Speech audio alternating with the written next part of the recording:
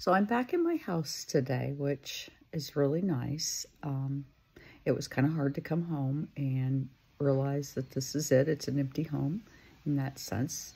There is no returning to what it was. He will never come back here again.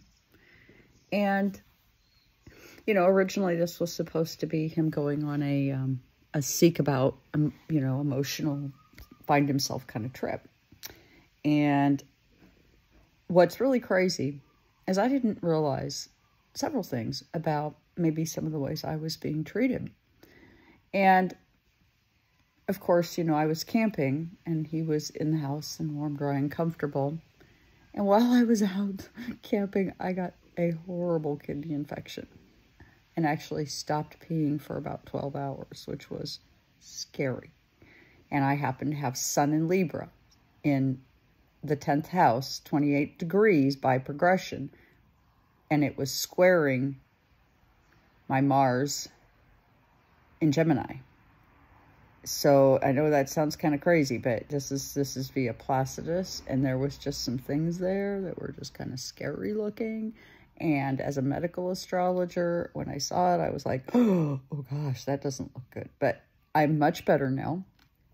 I'm getting the help I need, and you know, thank God, because there's just all kinds of people, and I kind of got in trouble with my dear friend who told me that I am never to ignore my medical stuff again because she is tired of worrying about me when I'm not worried about myself. Now, that's a very valid complaint because I have to tell you, I can see today that there's just been some things I've been unaware of. For instance, right now, because I have an infection, I got gout. Now, I've had gout one other time, and so it wasn't something I was really thinking about. And I'm going to just show you. I've got medicine on it, so it looks kind of funny, but this is what gout looks like, and my finger is all swollen and puffed up and out of control, and I couldn't figure out what it was that was bothering me. Well, I know now. And I had eaten some corn product, you know, because I need things to keep my weight on. Well, apparently, just so you know, cornmeal contributes to gout. So, again, something else in my food category that I use to keep my weight on and to keep from wasting is been removed from me today. So because I can't have cornmeal anymore, so that's going to be gone. And so I'm thinking to myself, okay, so what am I going to do? So today I'm going to start researching what foods can I eat, and I'm thinking that maybe I'll just have some rice and a little bit of curry sauce on my rice for now. I'll just kind of keep it super simple. And you know, I've got avocados, I've got apple bananas. I mean, I've got foods here, and I'm thinking about maybe going and getting a cabbage and a little bit of onion, you know, and just kind of making up my diet around the vegetables because I don't eat meat. The fish isn't good for gout, so I can't have that. Anything with purines, I can't have it right now. And so I am home. I'm trying to recover. And I recognize that there are people that have been trying to contact me, and I haven't gotten back with you, and I am ever so sorry. I just wasn't feeling good. I just, you know, I was just kind of scrambling, and I ended up, thank goodness, getting help to leave camp yesterday. I don't know that I would have been able to do it as efficiently as I was able.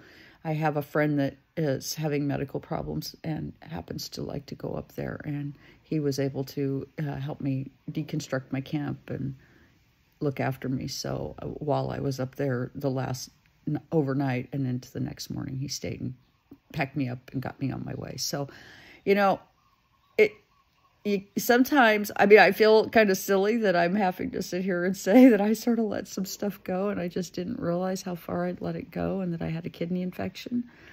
But if you're my age, you know, which is 62, do keep in mind that these infections are kind of different at this point. I've had plenty of like urinary tract and bladder infection, you know, when I was younger, and I haven't had one for many, many years.